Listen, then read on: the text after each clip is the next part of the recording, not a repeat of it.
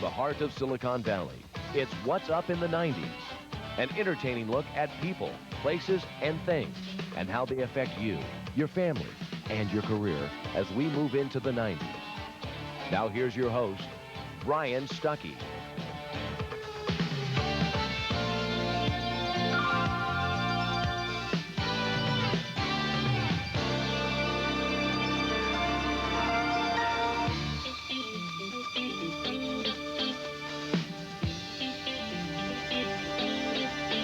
Hello, welcome to What's Up in the 90s. I think you'll enjoy tonight's show. I finally got him, Steve Kritzer. I've asked him a number of times to come on the show, and he's finally been able to work it out to join us tonight. But Steve Kritzer's a songwriter, singer, instrumentalist, and we're going to have an opportunity tonight to hear him play live.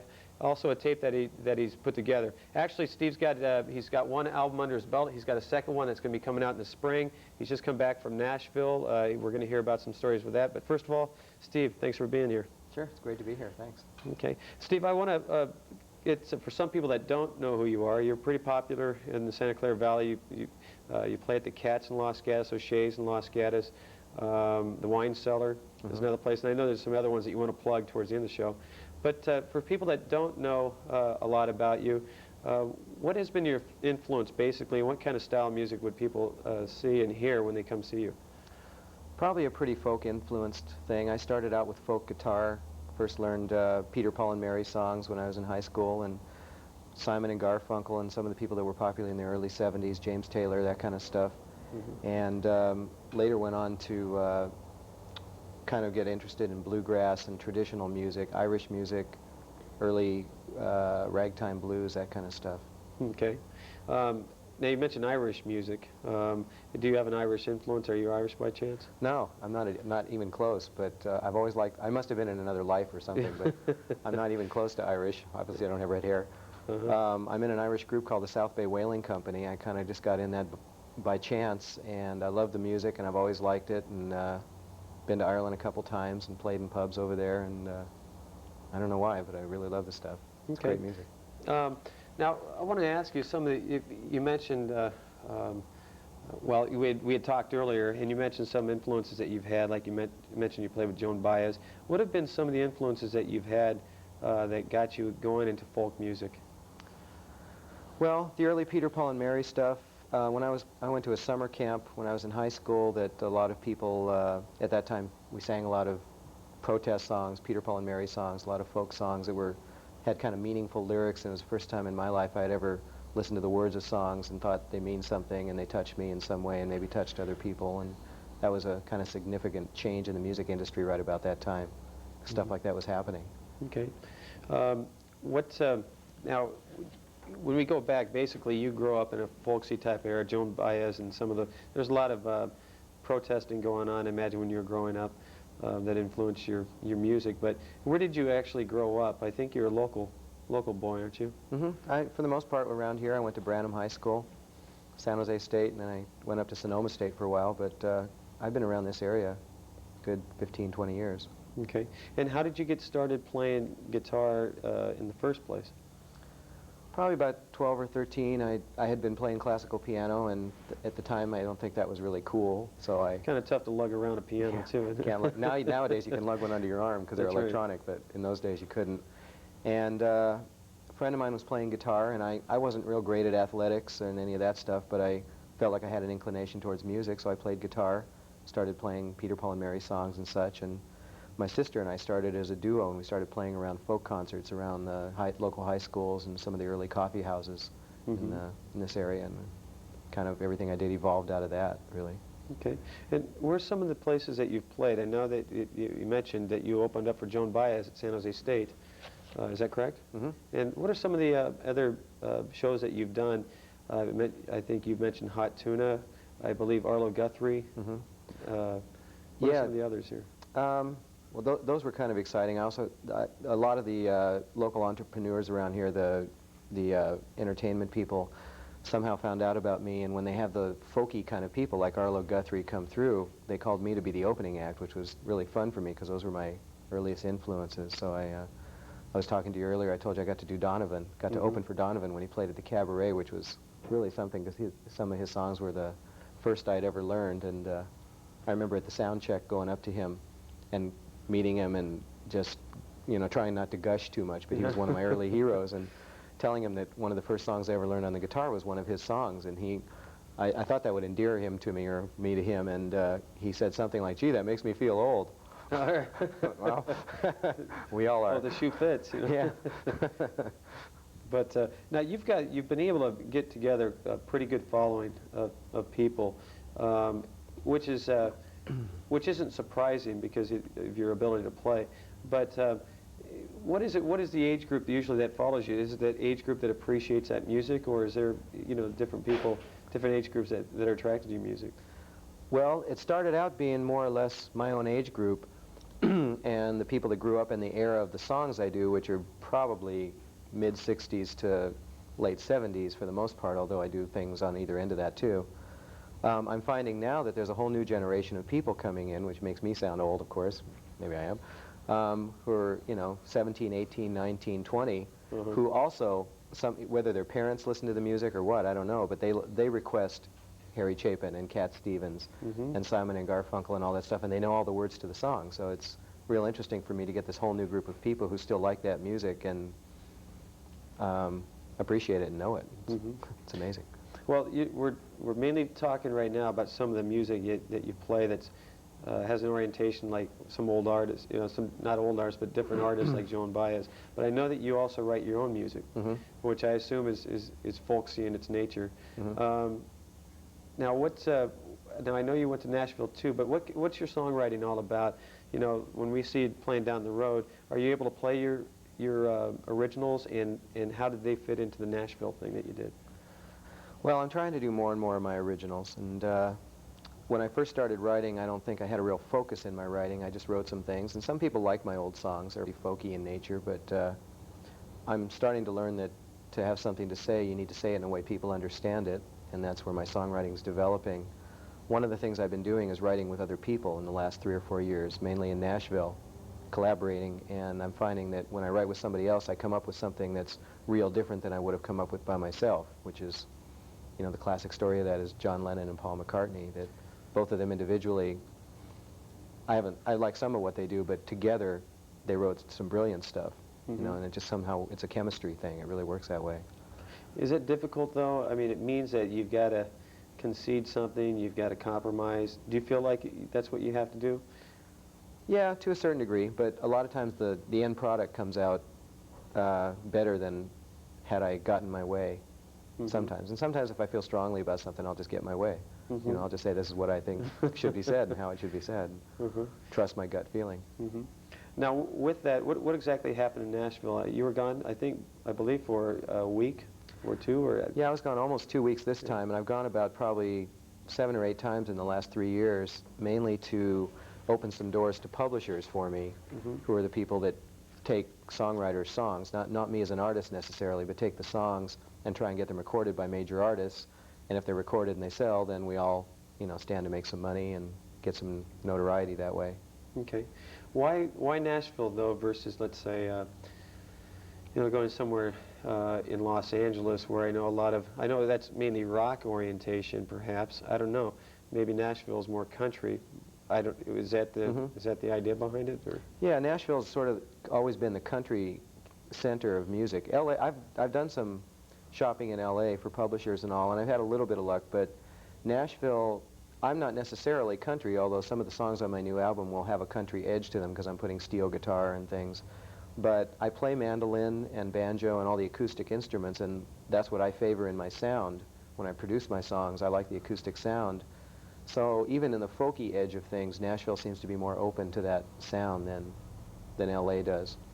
So I've just had more success there, and people seem to be more interested not only in my songs, but in me as a player. I've had offers to join various bands and things as a multi-instrumentalist, and that's opened up in Nashville a little bit. Okay. Now, you basically are a solo act when you go out and play. Now, I imagine that when it comes to working on different projects, you need a band. Is it pretty easy to draw from different musicians here, the ones that you trust with your music? Yeah, the only thing that's hard is that they're not always available because I don't want to try and have a band going 4 nights a week just to keep a band together and have to play the country bars and do top 40 country music in a smoky bar. I'm really lucky and blessed I can do a solo act, and I do okay financially with it. And I enjoy doing it for the most part. I prefer playing with other musicians, and I like that when it happens. But when the band situation does come, I have kind of a pool of real good players around here who I can call on and try and put something together, and it seems to work out. Okay. We're going to be taking a short break, but we're going to be coming back with Steve Kritzer. And in fact, he's going to play some live music, hopefully one of your originals, Steve. He'll be playing one of his originals towards the end of the show. Before we break, I want to thank California Mortgage for sponsoring us, as they always do. California Mortgage is at the Prune Yard Tower in Campbell. The phone number is 559-0100. And right now is an excellent time to refinance. So if you have any questions, please give me a call at California Mortgage, 559-0100. When we get back, we're going to continue our conversation with Steve Kritzer. See you in a bit. His guitar out early because he's talented, and I want to be able to take full advantage of that in the next 15 minutes.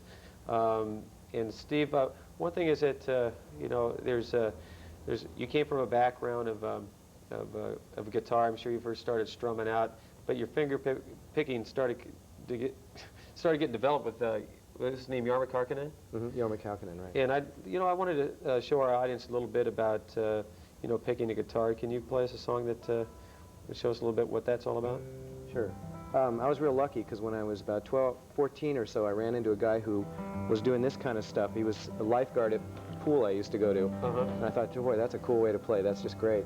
And he said he used to take lessons from this guy named Jarmo Kekkonen, who was went on to become the lead guitarist for the Jefferson Airplane and Hot Tuna and all that. But at the time, he taught at Benner Music, which is in San Jose. I went and I didn't know who the guy was. I thought he was a little bit strange. He had long hair and all that. And he played this ragtime style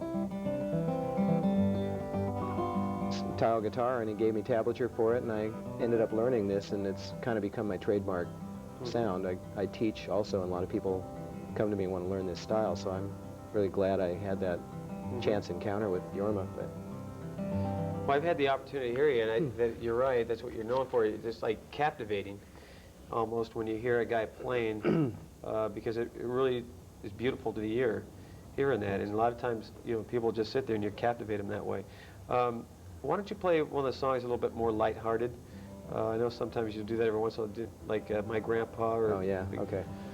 I use these as sobriety tests. It's a lot of fun. People, they sneak up on people. This is an old traditional song. I don't know where it came from. Well, many years ago, when I was 23, I was married to a widow who was pretty as could be.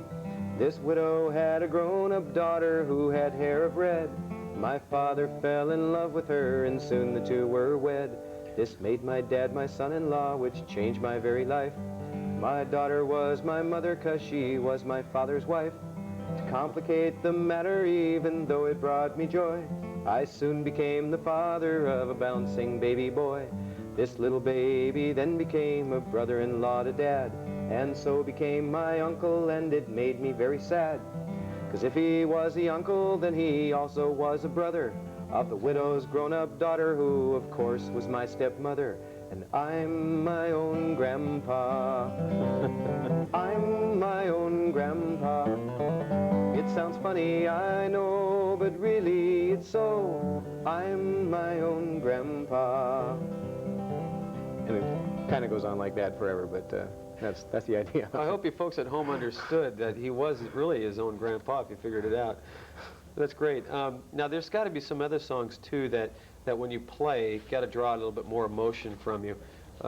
Some are probably just like fun to play that you just enjoy. Are there songs, in fact, that are like that for you, that when you play them, they just draw out something a little bit more out of you, either emotionally, that it brings back a memory that's real fond? Oh, sure. I mean, other than songs I've written, one of the reasons I do other people's songs is I do all songs I like, for the most part. So when people come in and hear me do a Simon and Garfunkel song, or a Harry Chapin song, or an Indigo Girls song, or anybody, it's because I like the song. And so it means something to me. So when I play something like Cats in the Cradle by Harry Chapin, that song gets me every time I play it. It's just a real moving song, and I'll look out in the audience and I'll see people going, oh, I love that song. And I can tell they're doing that, and it, you know, that's one of those classic songs that just got to everybody. It just really means something. What was your background like when you were growing up? You know, you mentioned Cats in the Cradles, and I think that we all have had a song like Cats in the Cradle that's affected us, maybe that the relationship we did have with our father. But what was your background like growing up?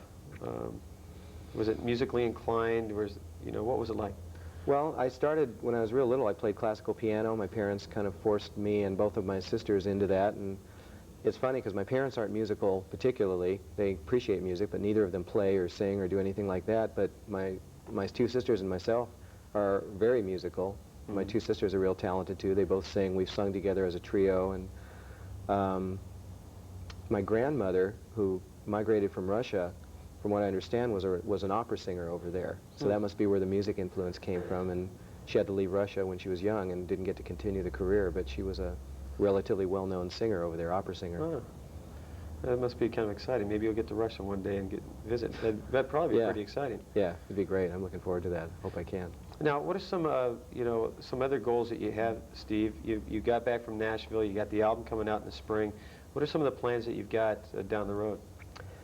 Well, there's two kind of things I'm doing right now. One of them is the songwriting. So my trips to Nashville are hopefully going to get enough songs back there to publishers that I'll get a cut, which means somebody recording my song.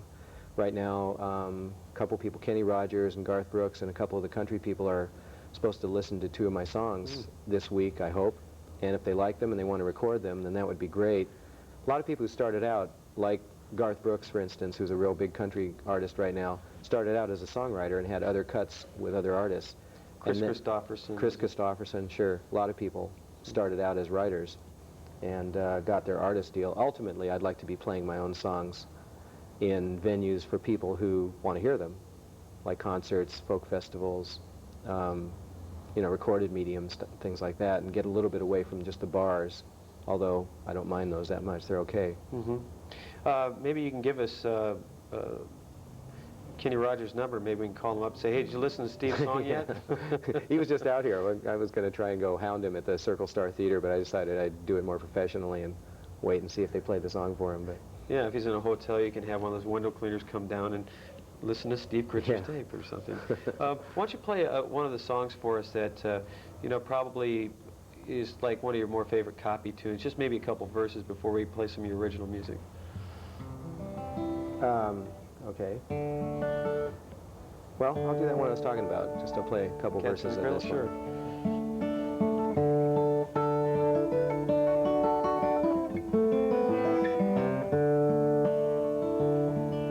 A child arrived just the other day. He came to the world in the usual way, but there were planes to catch and bills to pay. He learned to walk while I was away, and he was talking before I knew it. And as he grew, he said, I'm gonna be like you, Dad. You know I'm gonna be like you. And the cat's in the cradle and the silver spoon, little boy blue and the man in the moon. When you're coming home, Dad, I don't know when, but we'll get together then now. You know we'll have a good time then.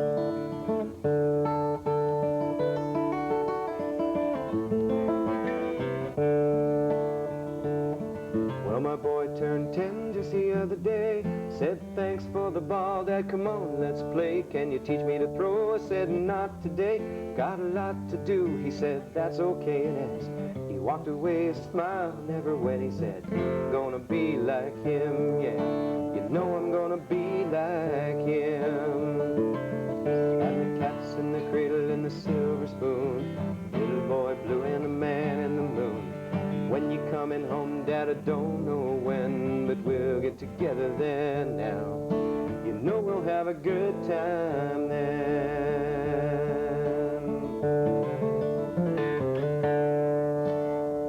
Excellent. It's a great song. Folks, when you go see him, he'll play the end of that song for you, too. It's a real beautiful song. I was looking at your guitar. It looks like you've had this for quite some time. Yeah, what's the background on that thing? It's got some battle scars on it. I bought it probably 20 years ago, and the reason I bought this guitar is because I used to listen to a guy named Dan Hicks a lot, Dan Hicks and the Hot Licks. And he played a guild just exactly like this, and I thought it was a really neat sounding guitar. I liked it. So a friend of mine had one of these for sale, and I bought it, and some of the scars were on it, but a lot of this is from traveling.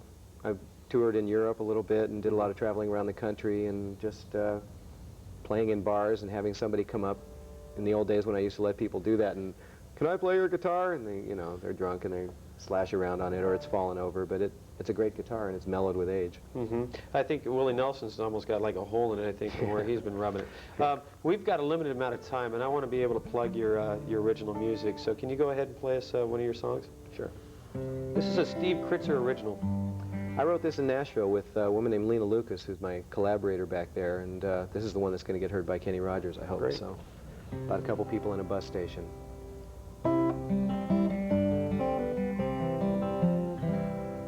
Bus station, 6 a.m.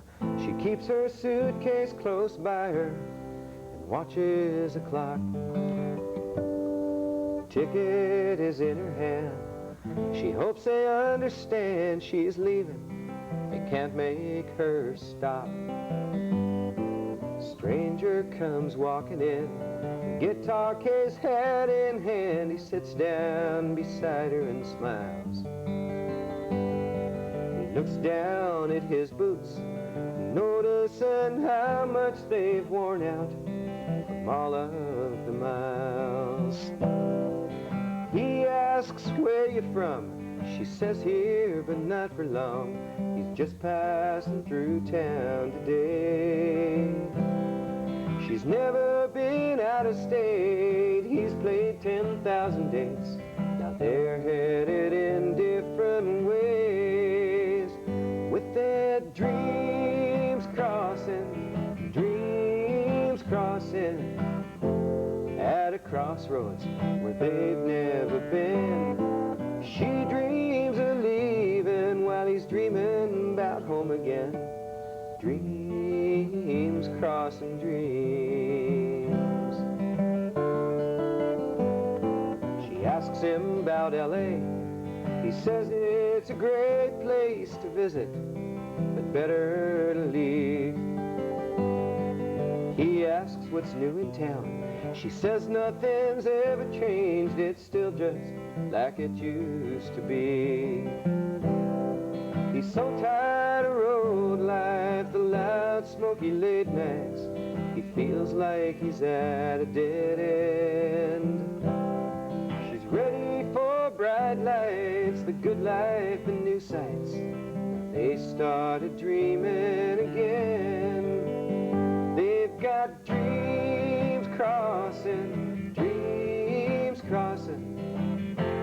at a crossroads where they've never been. She dreams of leaving while he's dreaming about home again. Dreams crossing dreams.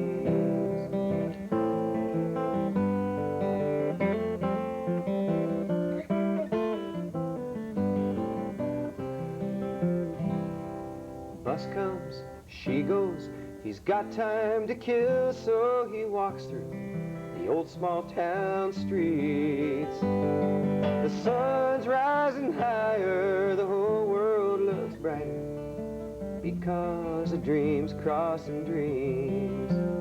They've had dreams, dreams crossing dreams.